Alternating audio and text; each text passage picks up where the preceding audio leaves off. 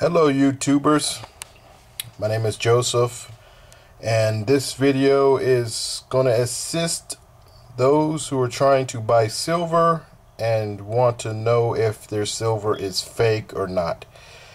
I've purchased a lot of silver in the past, and I have also purchased fake silver in the past, and I had did quite a bit of research to find out how to determine if the silver is fake. So I just want to pass on the information to help those who are following the footsteps, and just to assist them so they make the right decision. Okay, I actually purchased this piece of silver on eBay. Not saying that you can't get good silver on eBay, but I bought like 15 of these, and I paid premium. I mean, I think they were paying at least from $18 to $27, and these were these horoscope type bars, which had a nice logo here, which was a sticker. You couldn't really tell from the image on eBay, but it looked like it was painted on the actual silver bar. But as you can tell, this bar is fake. I discovered it after testing it. It's actually, from what it looks like, it's copper with silver painted thinly coated silver. Okay, so here are a few ways that you can tell if your silver is fake.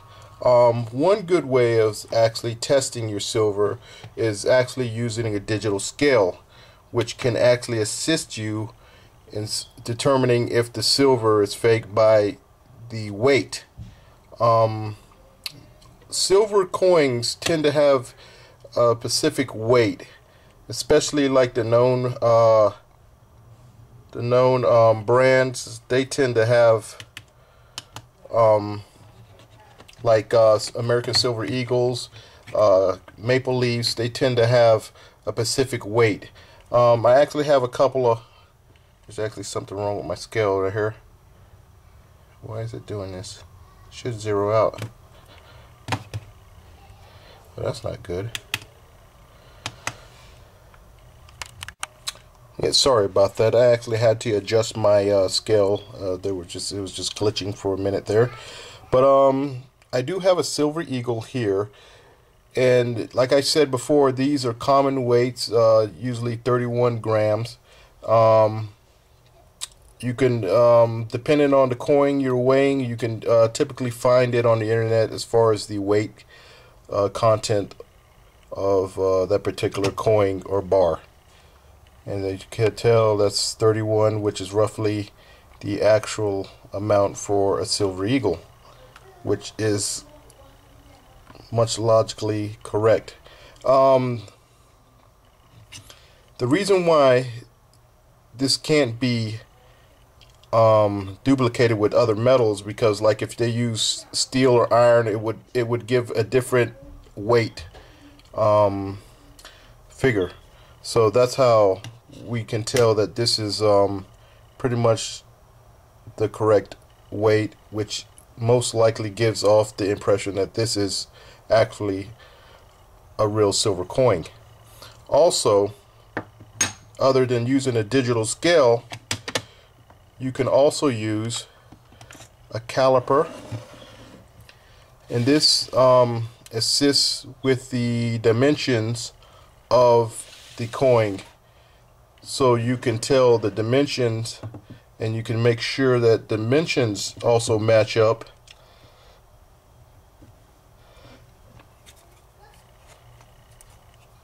With the coin.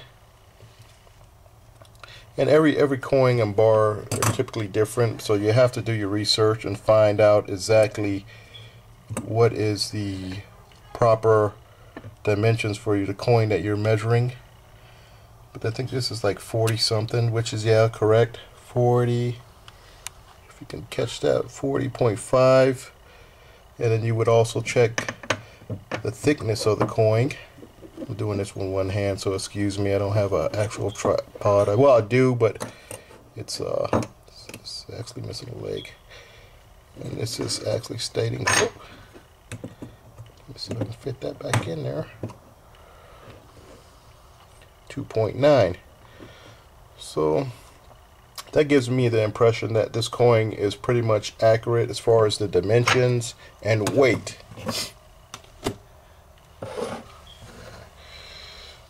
Also, ways of testing it, like I did this bar here, you can also use what they call a, I'm not really sure what kind of magnet this is, but it's a very powerful magnet. It can detect like iron. If you put it up to iron, it would just stick to it, which this is not iron, it's copper, so it actually passes that test. But you know, also this is silver, so it passes the test. But if I had a piece of iron, this would definitely stick to it. Let me see. No, definitely stick to it. I don't have actually nothing my iron right now. Oh, I do got keys.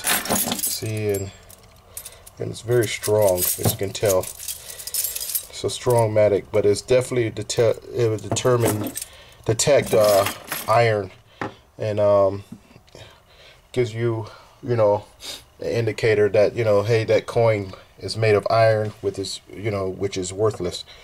So another way of testing your coins is as through acid or through the stone here, which you can actually you could use this to test gold also.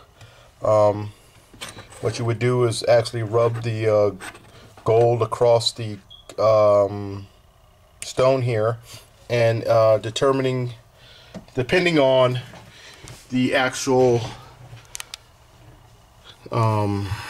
acids you're using, like this is for 10 karat, this is 14 karat, 18 karat. If the actual gold or silver is there, and you drop the test solution onto the actual gold or silver, it should stay. And this is actually platinum here. You have silver here, and then you got your gold here, which is 10, 14, 18, 20.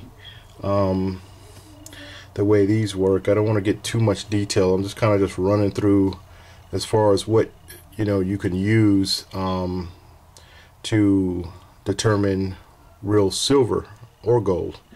It would be your option to actually do a little more research to find out how to use these products in a way that works for you, and it's, you know, the proper way of using it.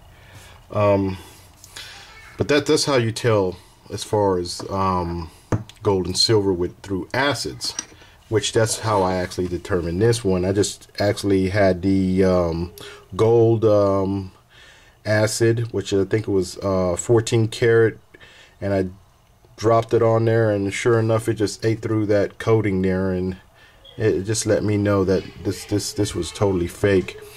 Usually when you drop some acid onto the coin, which I was using the gold acid at the time because I didn't have the silver test solution, usually what happens is it'll get really like milky white, and the actual metal will look kind of like porous in some areas. It would have little holes, but that would tell you that, you know, that's actual silver. Also,